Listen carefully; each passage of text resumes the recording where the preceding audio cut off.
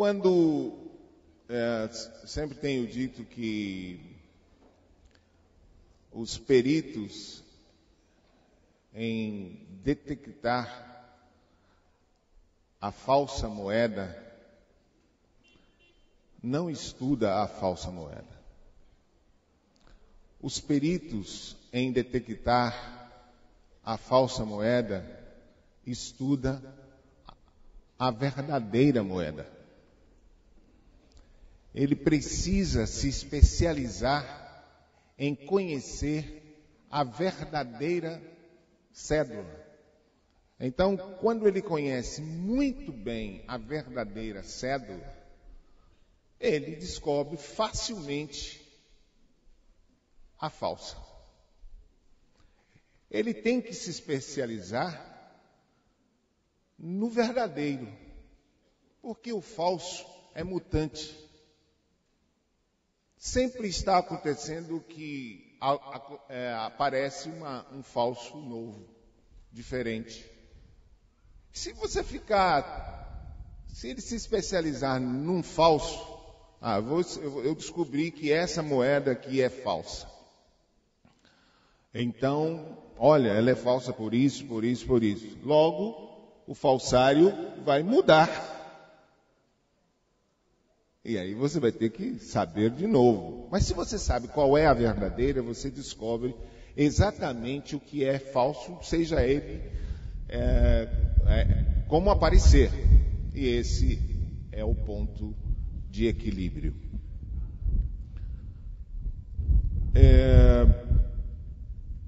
Esse momento da igreja é um momento grave.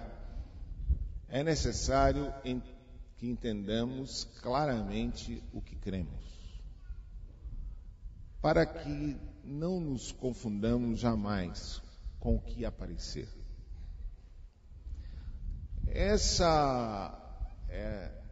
Esse momento também é um momento perigoso, porque nunca ficou tão fácil ouvir ideias, evangelhos diferentes, empolgantes.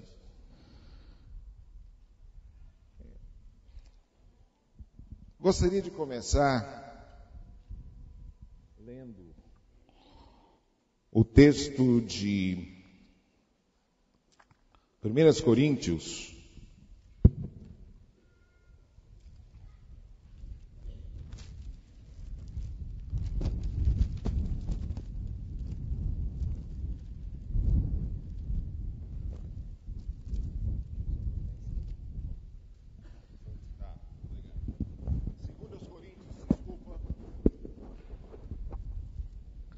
Segundo aos Coríntios, capítulo 11,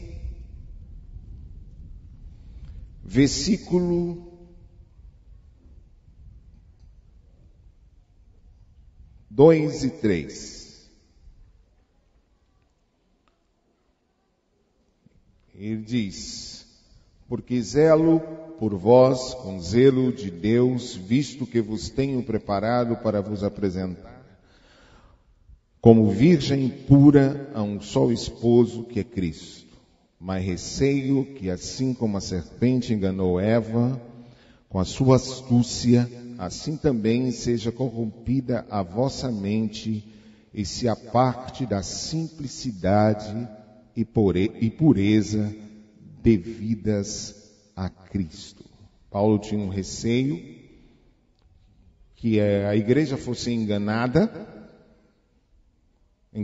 como a serpente enganou a Eva, enganada com parte da verdade, porque parte da verdade apenas é uma mentira inteira, e naturalmente quando Satanás tenta engana Eva, e depois nós podemos averiguar isso nas Escrituras, ele diz parte da verdade. Ele não diz a verdade toda. Ele diz: quando você comer, você vai conhecer o bem e o mal. Ele mexeu com a concupiscência dos olhos e com a soberba da vida.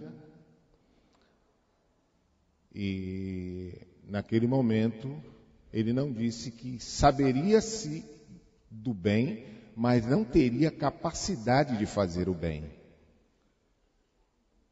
Saberíamos do bem, mas não temos capacidade de fazer o bem, porque só há capacidade de fazer o bem se provarmos da árvore da vida. Ele não disse esse detalhe. Você vai saber do bem e do mal. Do mal, mas não saberia e não há capacidade de evitar o mal. Mesmo sabendo do mal. Só há uma forma.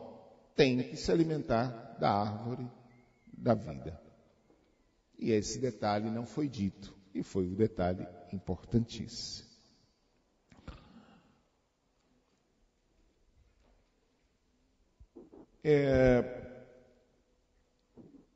Nós falamos de Evangelho do Reino de Deus. Por que nós falamos do Evangelho do Reino de Deus? Quem nos falou, quando nós falamos de Evangelho do Reino, algumas pessoas nos questionam se esse é um novo Evangelho. Se isto é uma seita. Alguns questionam até se estamos vivendo uma seita. Falar de Evangelho do Reino, impressionantemente, é como se estivéssemos falando de uma outra coisa, de um outro Evangelho. Alguns, como disse Cláudio agora, alguns questionam se nós estamos criando uma nova seita. Outros afirmam que nós somos uma seita porque falamos Evangelho do Reino. Eu queria ir nas Escrituras e conversar um pouco com vocês sobre o Evangelho do Reino. Não sei se o vento vai me deixar mexer muito bem aqui na Bíblia, mas vamos a Mateus 4, versículo 23.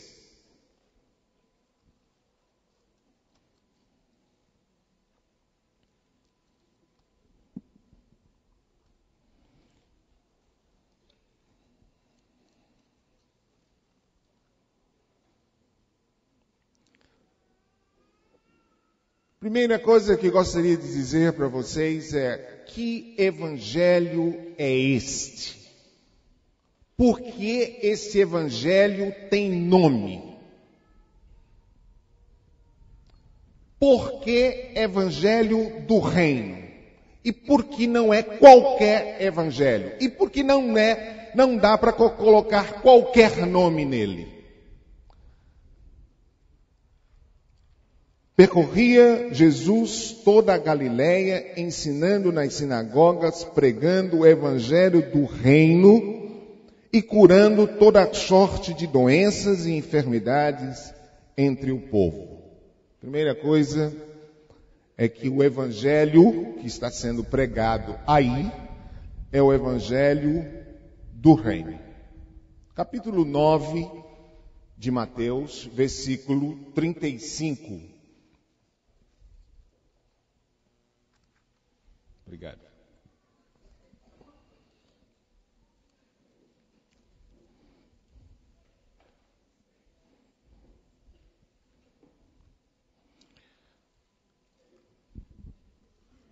Hoje nós temos que ter um tempinho aqui, não sei, para orarmos por Angola também.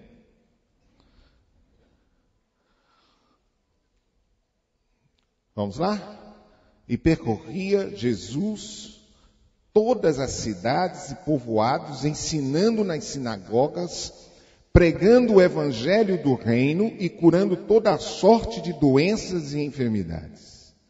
Vendo ele as multidões, compadeceu-se delas, porque estavam aflitas e exaustas, como ovelhas que não têm pastor.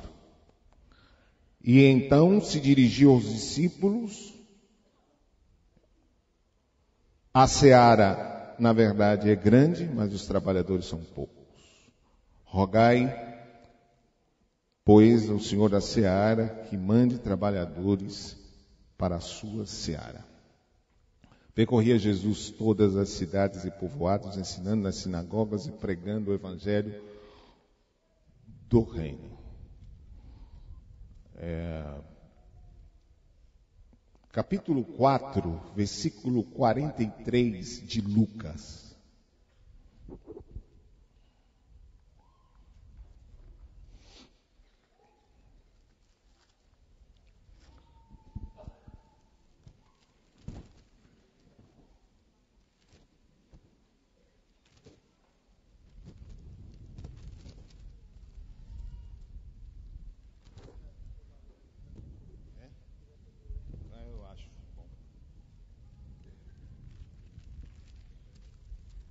Ele, porém, lhes disse: é necessário que eu também anuncie o evangelho do reino de Deus às outras cidades, porque para isso é que fui enviado.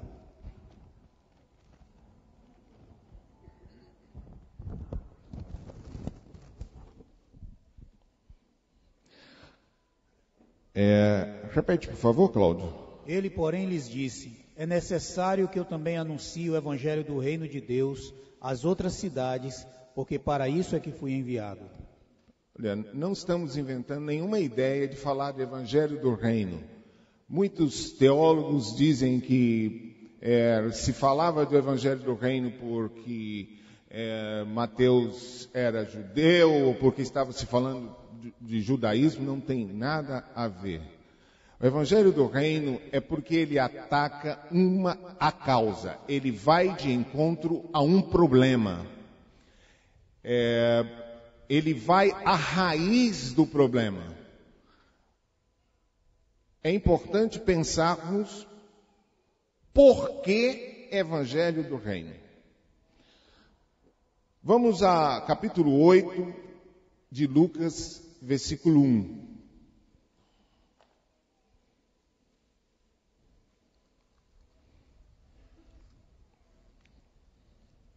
Logo depois disso, andava Jesus de cidade em cidade e de aldeia em aldeia, pregando e anunciando o evangelho do reino de Deus, e iam com ele os 12.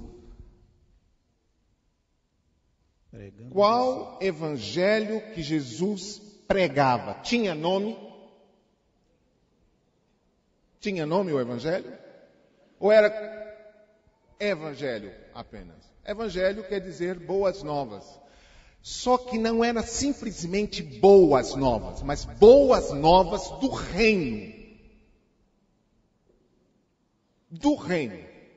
E isso muda tudo. Por que muda tudo? Vejam em Marcos 1, versículo 15. Onde e por que muda? Deixa eu dizer mais uma coisa. O reino não é nosso. O reino é dele. O reino não está no nosso grupo, não é o nosso grupo. O reino é de Deus e não nosso. Tá? Nós não somos detentores do reino de Deus. O reino de Deus não está no nosso controle. Não estamos controlando o reino de Deus. E eu vou dizer por quê, a natureza desse reino. Mas não podemos negar que nós temos um evangelho com um nome definido e claro para pregar. E que não é qualquer evangelho que podemos pregar. Paulo, ao escrever aos Gálatas, ele fala de outro evangelho. Outro evangelho é qualquer um evangelho que não seja evangelho do reino. E eu vou dizer a vocês exatamente o que pode não ser o evangelho do reino. E quando não é o evangelho do reino, que inclusive nós podemos cair na armadilha de pregarmos um evangelho que parece ser do reino e não ser. e não ser. Eu só gostaria que vocês atentassem para as Escrituras e percebessem que o evangelho a ser pregado é o evangelho do reino. E o evangelho que Jesus pregou é o evangelho do reino. Então vamos lá a Marcos 1:15. E dizendo: o tempo está cumprido e é chegado o reino de Deus. Arrependei-vos e crede no evangelho. Esse evangelho do reino começa com arrependimento. Para entendermos por que o evangelho do reino, nós precisamos entender o que esse evangelho do reino vem resolver. Ele vem atacar o problema na causa. Ele não é um evangelho terapêutico, onde as pessoas recebem o evangelho para melhorar de vida, ganhar melhor, melhorar sua família, criar filhos melhores. Não é este o sentido.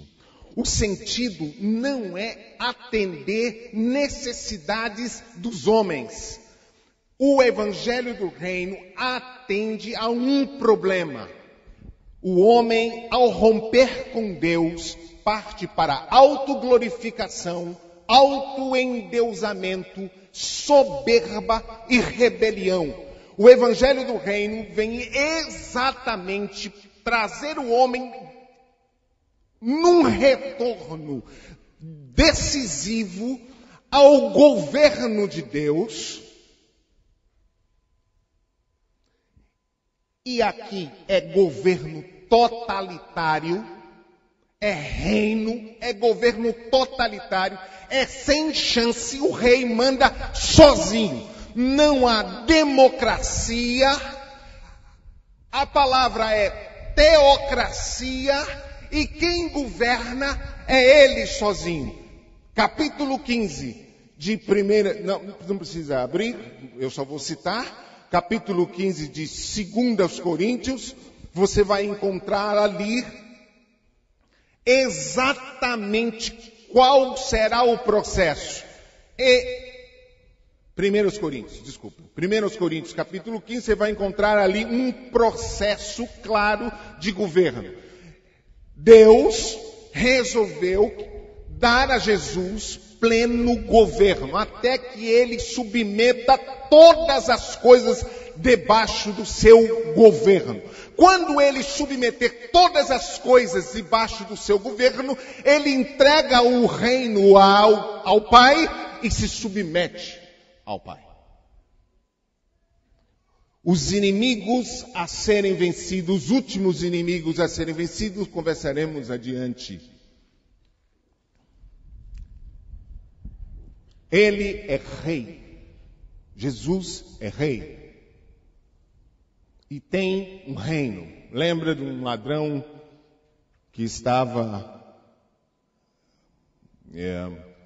morrendo junto a ele e que de repente diz: poxa, eu estou aqui porque eu mereço. Mas ele nada fez. Senhor, e chama Jesus de Kyrios, de Senhor, de Rei. Lembra-te de mim quando vieres no teu reino. Quem disse àquele homem que Jesus era rei? E quem disse que Jesus tinha um reino? Porque você falar que Jesus é rei agora é fácil, mas morrendo com ele como homem, tem que ter um entendimento além dos olhos. Tem que ver além dos olhos. E ele viu. E acontece um processo absurdo ali, naquela morte do ladrão. Como muita gente diz: esse rapaz aqui morreu, quem sabe morreu, e no fim do momento ele se converteu como ladrão da cruz. Sempre que morre um incrédulo, que a gente gosta muito, a gente quer salvar ele. Nem que seja assim, na última hora de um estalo. A coisa aí, desse ladrão, não é uma coisa simples. Não foi assim. Ele reconhece o seu pecado, reconhece Jesus como rei, reconhece que Jesus tem o reino e humildemente pede para ser lembrado. Isso é um processo de conversão inacreditável. Muito bem. Isto é o reino de Deus. Lucas 16, versículo 16. Eu estou hoje dizendo que Jesus pregava o evangelho do reino de Deus. E que não era qualquer evangelho que ele pregava. Vamos lá? A lei e os profetas vigoraram até João. Desde então é anunciado o evangelho do reino de Deus, e todo homem se esforça por entrar nele.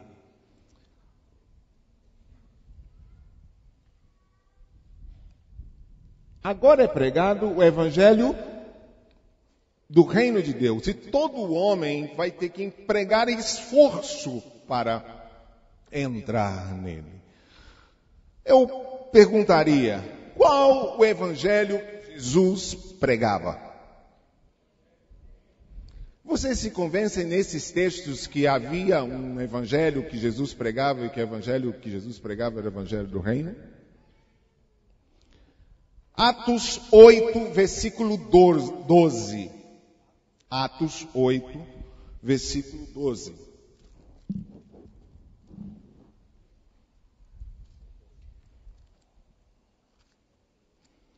Mas, quando creram em Filipe, que lhes pregava acerca do reino de Deus e do nome de Jesus, batizavam-se homens e mulheres. Filipe pregava o evangelho do reino de Deus. Esse era o evangelho pregado pelos apóstolos. Capítulo 19, versículo 8 de Atos.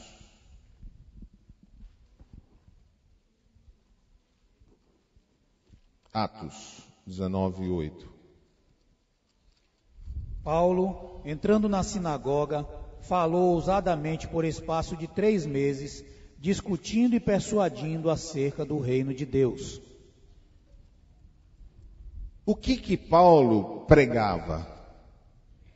Irmãos, às vezes as pessoas têm uma aversão, um ódio, uma sensação que me traz um pesar. Quando nós falamos evangelho do reino, gente, isso não é uma ideia nossa. Nem o reino é nosso. Nem dominamos esse reino. Não controlamos nada. Mas o evangelho é o evangelho do reino. Não é de nosso monopólio, não está em nossas mãos. Mas esse evangelho é o evangelho do reino de Deus. Vejam no capítulo 20 de Atos.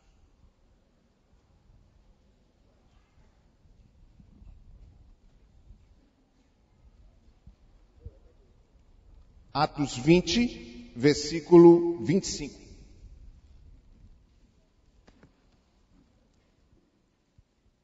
E eis agora, sei que nenhum de vós, por entre os quais passei pregando o reino de Deus, jamais tornará a ver o meu rosto. Ele fala que ele passou pregando o quê? Por que não é qualquer evangelho? Por que ele não diz, olha, eu andei pregando o evangelho para vocês? Sim. Paulo falando.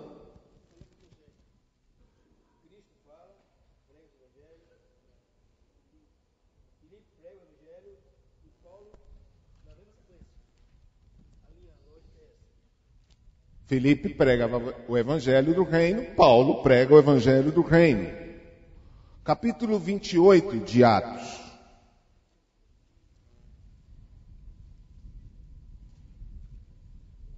Poderia desligar esse ventilador mesmo, dessa vez.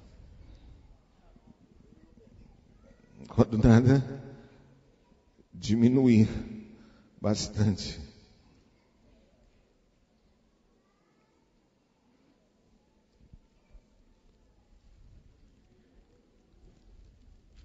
Aí tem que colocar Jesus no barco, que ele dá uma ordem aí a esse vento e dispara.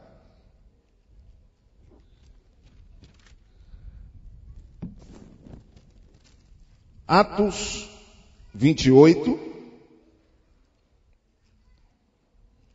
versículo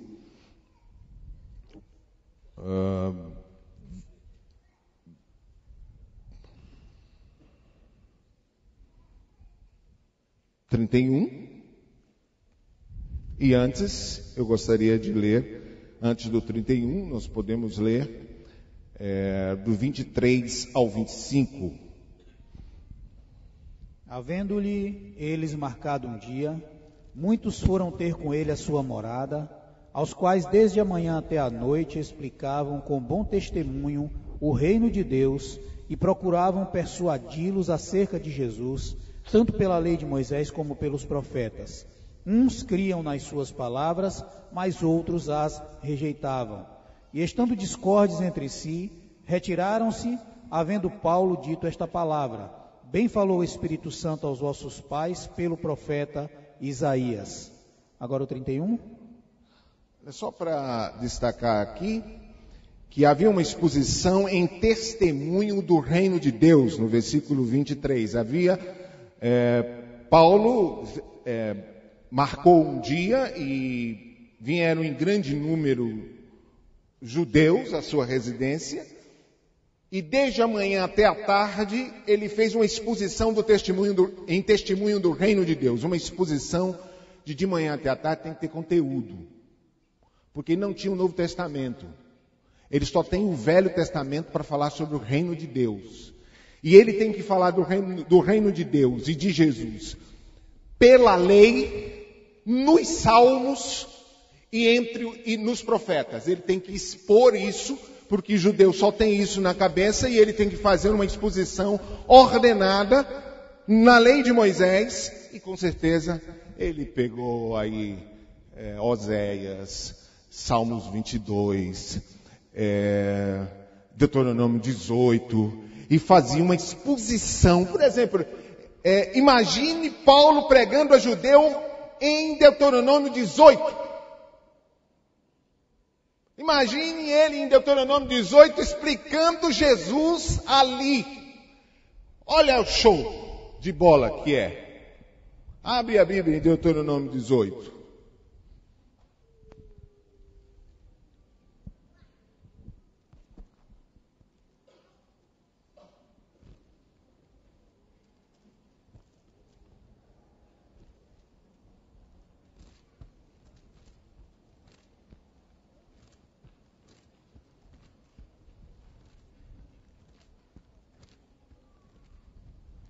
Versículo 15, diz assim: Moisés está falando de contra feiticeiro, adivinho, não sei o que e tal, e ele para e diz: o Senhor teu Deus te suscitará um profeta no meio de ti, de teus irmãos, semelhante a mim. A ele ouvirás. De quem ele está falando? Aí ele chega e ele vai ao versículo 18: suscitar-lhe-ei um profeta no meio de seus irmãos, semelhante a ti, cuja boca porei as minhas palavras, e ele falará o que eu lhe ordenar. De quem ele está falando? Imagine Paulo explicando isso aos judeus e dizendo: sabe quem é esse? Esse é aquele que vocês crucificaram. Este é aquele que vocês crucificaram. E não tem chance sem ele. Imagine que de manhã até a tarde tem que ter Bíblia, tem que ter base, tem que ir para os profetas, tem que ir para os salmos, tem que dizer, e disse assim, e todo aquele que não ouvir as minhas palavras, que ele falar em meu nome, disso lhe pedirei contas. Agora vá a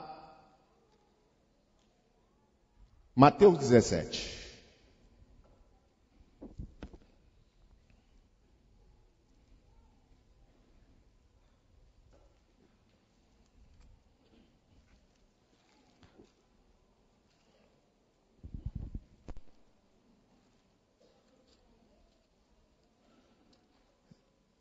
Versículo 2, 3, 4 e 5. E foi transfigurado diante deles, o seu rosto resplandecia como o sol, e suas vestes tornaram-se brancas como a luz, e lhe apareceram Moisés e Elias falando com ele. E então disse-lhe Pedro a Jesus, Senhor, bom estarmos aqui, se queres, farei aqui 3 tendas, uma será tua, outra para Moisés e outra para Elias. Falava ele ainda, quando uma nuvem luminosa os envolveu, e eis, vindo na nuvem, a voz que dizia, esse é o meu filho amado em quem me comprazo, a ele,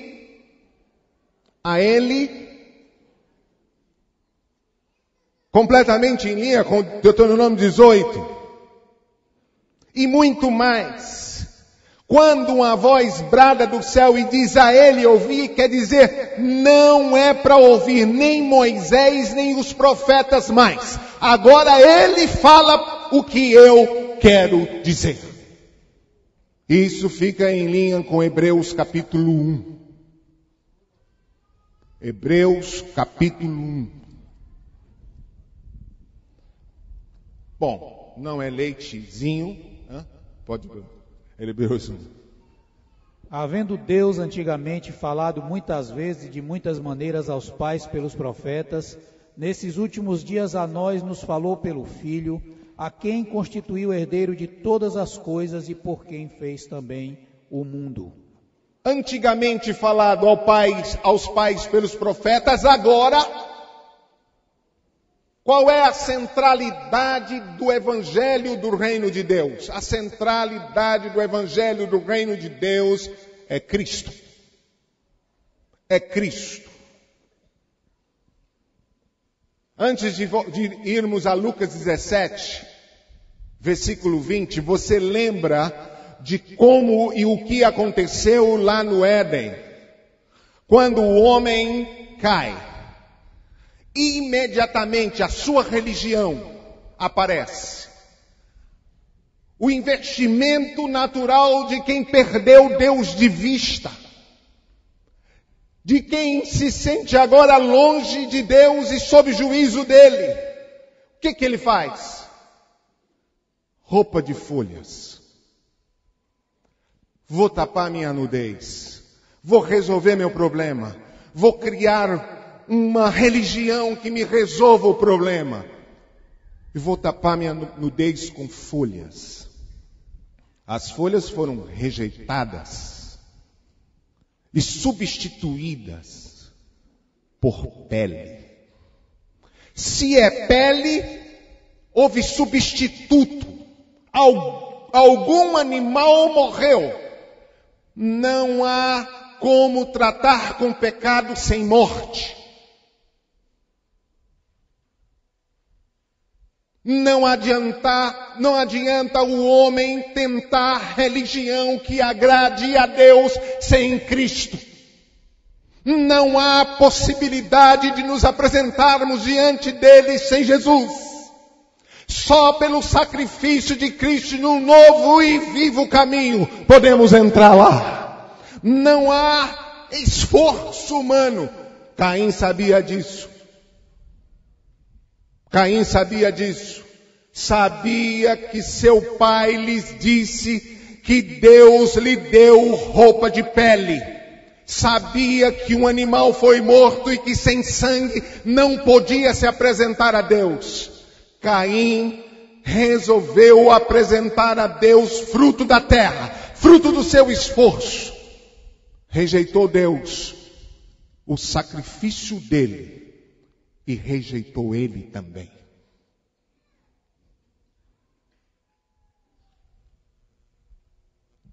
E logo depois disso, um coração invejoso,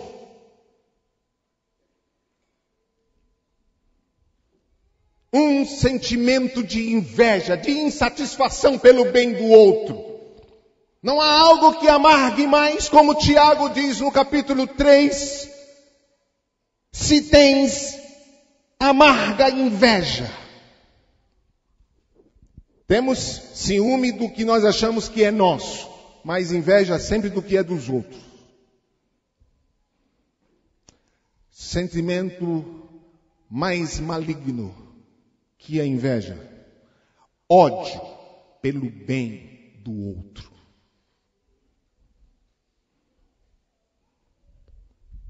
Insatisfação pelo bem do outro, especialmente quando nós achamos que poderíamos fazer melhor. Não se enganem.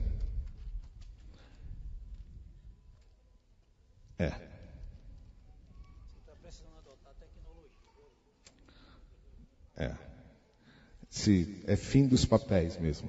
A tecnologia já me disse isso, eu não consegui. Não se enganem, irmãos. Não é esse o assunto, mas não se enganem. No capítulo 27 de Mateus, diz, quando Jesus é inspecionado por Pilatos, diz que Pilatos sabia quando perguntou: a quem eu devo soltar? E os judeus disseram: a Barrabás. E Pilatos entendia que o que eles estavam dizendo era por inveja. Não está assim escrito? Portanto, versículo 17, 27, 17. Portanto, estando o povo reunido, perguntou-lhe Pilatos: qual quereis que vos solte, Barrabás ou Jesus chamado Cristo? Pois sabia que por inveja o haviam entregado. Do que os judeus, eu estou abrindo um parênteses só aqui, do que os judeus invejavam em Jesus? A popularidade de Jesus. Eles não conseguiam gostar de ver Jesus no meio da multidão com simplicidade, andando no meio da multidão e com simplicidade. E não tinha roupa diferente. Tanto não tinha roupa diferente que para achá-lo tinha que beijar no rosto. Aquele que eu beijar. Não dava nem para dizer aquele que tinha roupa diferente assim, paletó tal ou roupa tal. Não, aquele que eu beijar, eu vou chegar e vou beijar. Ele era comum, homem comum. E o que eles invejavam? Invejavam o mesmo que em Atos 5 invejaram dos apóstolos. E diz claramente em Atos 5 que eles invejaram os apóstolos quando pregavam. E meteu na prisão. Não deixe o seu coração ter inveja. Por incrível que pareça, esse é um sentimento não muito difícil de acontecer em nosso coração. Foi o que levou Caim a matar Abel, né? O que levou Caim a matar Abel foi um sentimento de inveja. No capítulo 15 de Samuel, de 2 Samuel, tem um texto lá, meio que solto, quando diz que Absalão, ele quando ele estava com o coração cheio de amarga inveja, e que nós vamos ver isso no capítulo 3 de Tiago, quando ele estava com o coração cheio de amarga inveja, ele ficava na porta da cidade e ele fazia assim. O povo vinha para ser julgado por Davi, né? E ele chegava assim: quisera eu ser juiz aqui. quisera eu ser juiz. Porque, tipo assim, o rei está velho, não está sem tempo de dar assistência a esse povo. E o povo está sofrendo porque o rei não dá assistência. E diz assim, e ele furtava o coração do povo, dos homens. Furtava. O sentimento no nosso coração pode ser sutil. Absurdamente sutil.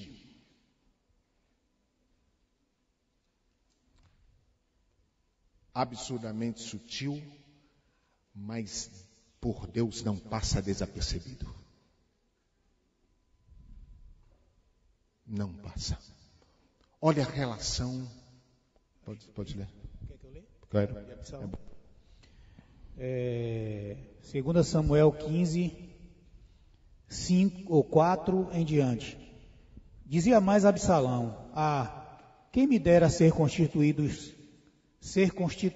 juiz na terra, para que viesse ter comigo todo homem que tivesse demanda ou questão, e eu lhe faria justiça. Sucedia também que quando alguém se chegava a ele para lhe fazer reverência, ele estendia a mão e pegando nele o beijava. Assim fazia Absalão a todo Israel que vinha ao rei para juízo.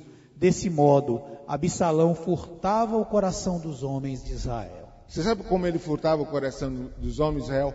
Política.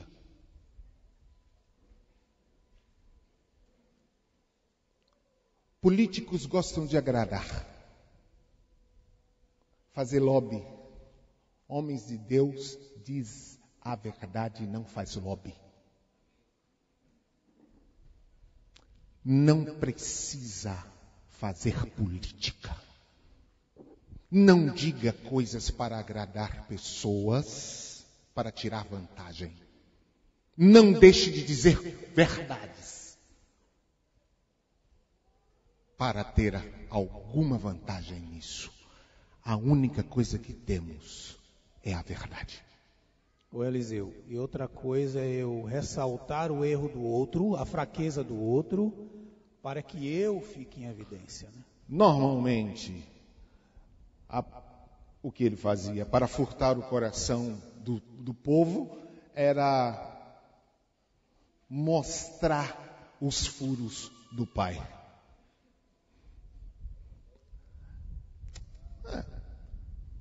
Quisera eu poder cuidar, porque de repente eu faria melhor. O sentimento de inveja é esse. Ele acha que faz melhor. Só isso.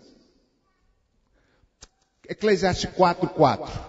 Já que eu entrei aqui, deixa eu dar uma mergulhadinha nesse ponto. E depois nós voltamos para o capítulo 17 de Mateus, porque tem um ponto ali que nós precisamos pensar. E logo depois nós saímos do Evangelho do Reino e entramos no funcionamento da igreja e entendimento do que é igreja dentro das Escrituras. Diga, meu querido. Quando você falou do Evangelho do Reino, João fala que esse Evangelho é o Evangelho de Deus, não dos homens. Aí quando você falou em Caim, que é o fruto da terra, ele aponta para o homem querendo fazer um esforço para conseguir as coisas com Deus. E em um determinado contexto da Bíblia, o Senhor fala a Satanás: você não cogita das coisas de Deus, mas dos homens. Então, o Evangelho de Deus bloqueia toda a ação de Satanás, o Evangelho do Reino, porque ele é de Deus e vem do alto. O Evangelho é de Deus, porque a solução vem de Deus e não dos homens. Não é vestimenta de folha. O Evangelho é solução de Deus para os homens, do jeito dele, não do nosso, poxa. Nós podemos criar a religião que for, não é isso. Não é isso. Somos todos necessitados de Deus. A salvação, e é claro, porque que o Evangelho do Reino, ele não trata com salvação. Ele não trata com salvação. Salvação é consequência e não o objetivo central do Evangelho do Reino. O Evangelho do Reino trata com a submissão do homem a Deus. E o resto vem de tabela.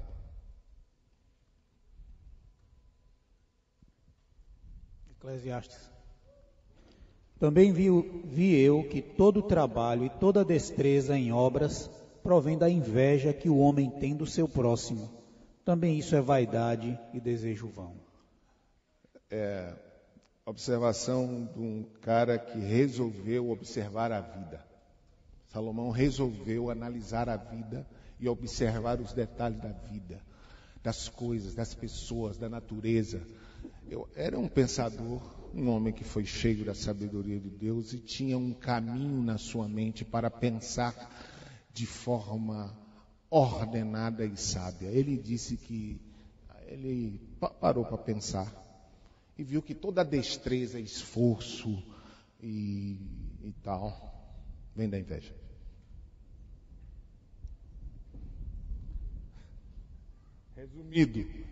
Resumido, menino. Voltando, Mateus 17.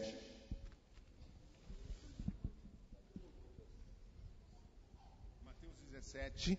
Depois nós vamos para Lucas 17, versículo 20.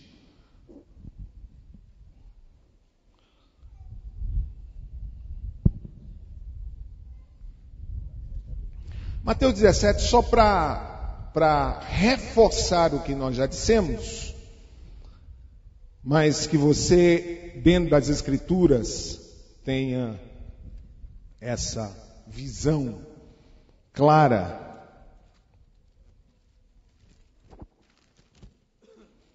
de que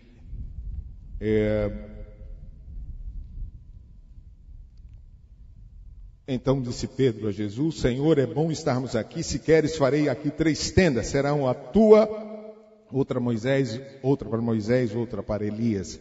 Eu queria ressaltar para vocês que não tem mais algo tão claro nas Escrituras. Quando eu comecei a entender esse texto, que meus olhos foram abertos para entender o texto como os homens ali no caminho de Emaús, em que os olhos foram abertos para entender as Escrituras. Eles tinham a Escritura, mas não entendiam claramente. E os olhos foram abertos para entender a Escritura. Eu percebi o quanto nós fazemos de tenda para Elias e o quanto nós fazemos de tenda para Moisés. Quanto a igreja evangélica nesse momento gosta de fazer as suas tendas para fulano e para Beltrano. Jesus é a centralidade da igreja e ele basta. Jesus basta. E quando eu digo isso, não estou impedindo ninguém de ler o Velho Testamento, muito pelo contrário, tenho lido o Velho Testamento como nunca. Mas ler o Velho Testamento tentando construir algo que não está construído, ninguém pode pôr outro fundamento além do que está posto. E o fundamento é Cristo. Onde está isso? 1 ou 2 Coríntios 11. Ninguém pode pôr 1 Coríntios 3, 11. É isso? 1 Coríntios 3, 11. Ninguém pode pôr outro fundamento além do que já está posto, o qual é Jesus Cristo. Nós estamos fundamentados nele. A base da igreja é Ele. O fundamento da igreja é Ele. O fundamento da nossa salvação é Ele. O fundamento da nossa vida é Ele. A base do que nós temos é Ele. Ele é tudo que nós temos. A igreja está fundamentada nele. Vocês não estão fundamentados em mim? Não estão fundamentados em nenhum pastor? Não estão fundamentados em homem nenhum? Vocês estão fundamentados em Cristo. Amém? O fundamento da fé é Cristo. Se tirarmos isso da mente, se tivermos qualquer outro fundamento, é podre. é podre. Com certeza você não continuará. Se o seu fundamento for homens, é só uma questão de tempo. Quando esses homens se frustrarem, você descerá na sua fé. Se o seu fundamento é Cristo, seus olhos estarão firmes nele. Sua alegria será Ele. E todos podem te frustrar. E você se manterá em paz. Porque sua expectativa não será homens.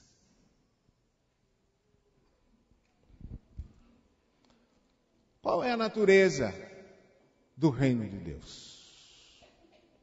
O reino de Deus não tem limite geográfico. O reino de Deus, o reino da Inglaterra, ou reino qualquer aí, tem limite geográfico. Esse aqui é o meu reino, dali até ali é onde eu governo. Todos que entrarem aqui nesse espaço, esse espaço é o espaço do meu governo. O reino de Deus não. O reino de Deus, capítulo 17 de Lucas, versículo 20, ele tem outro conceito. Olha aí o que é o reino de Deus. 20. Sendo Jesus interrogado pelos fariseus sobre quando viria o reino de Deus, respondeu-lhes: o reino de Deus não vem com aparência exterior. Continua. Nem dirão ei-lo aqui ou ei-lo ali, pois o reino de Deus está dentro de vós. Onde está o reino de Deus? Onde está o reino de Deus? O reino de Deus está dentro de você. Ele não tem aparência exterior, não tem pompa, não tem apresentação de pompa. Dizem que é muito difícil um homem pregar a Jesus, se encher de pompa e chamá-lo de maravilhoso. Não vai combinar. Se Jesus é maravilhoso, nada mais presta. Nada mais é interessante. Ele fica maravilhoso sozinho. Deixa eu abrir Mateus 27.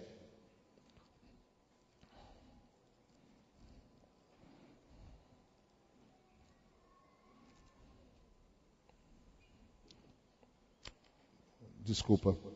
Lucas, eu vou preferir Lucas 24. Lucas 24. Eu penso que esse texto fica mais claro para o entendimento.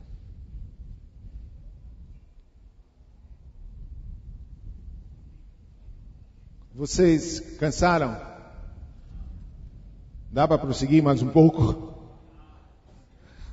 Olha aqui, eu acho interessante os discípulos no caminho de Emaús. Olha aqui,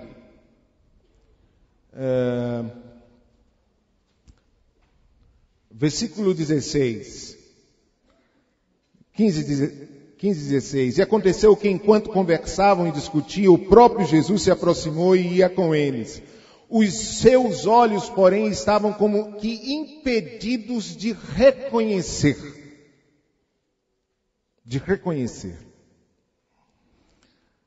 E Jesus começa a perguntar para os discípulos, aqueles discípulos, o que é que está acontecendo? Do que vocês estão falando? Por que vocês estão tão apreensivos assim? E eles, não, você não sabe? Só você não sabe. Se você está em Jerusalém e você não sabe dos últimos acontecimentos, Jesus diz, quais foram os últimos acontecimentos?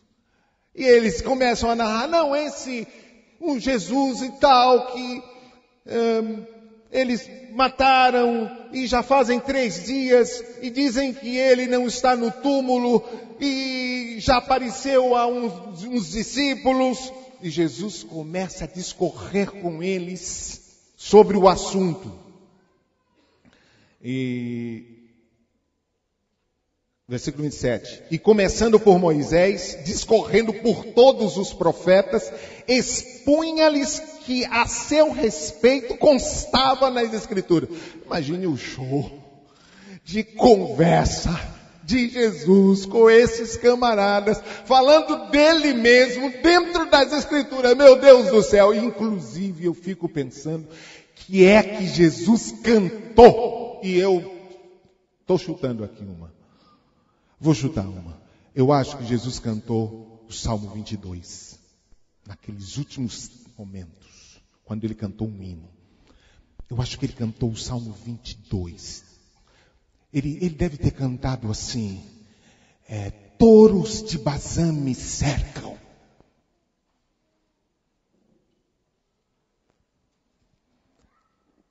Ele deve ter cantado isso muitas vezes. Ele deve ter sentido a aproximação do seu momento. E de como os demônios haviam o cercado. Mas ele não termina esse cântico aí. Depois nós vamos ver o que mais ele vai cantar. Olha aqui no versículo 45.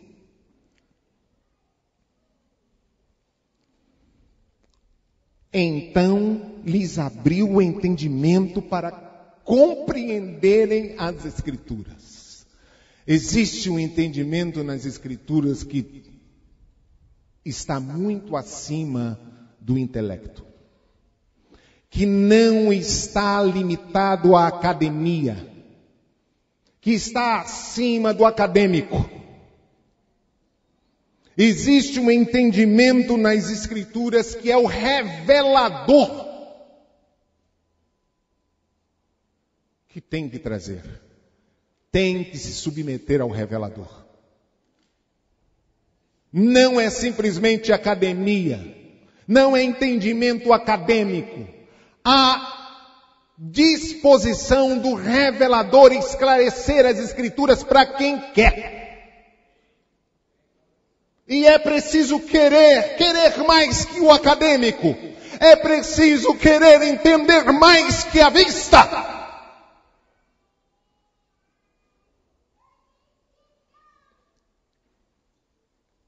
Então, lhes abriu o entendimento para compreenderem as Escrituras. E olha que Jesus estava discorrendo sobre ele mesmo dentro das Escrituras.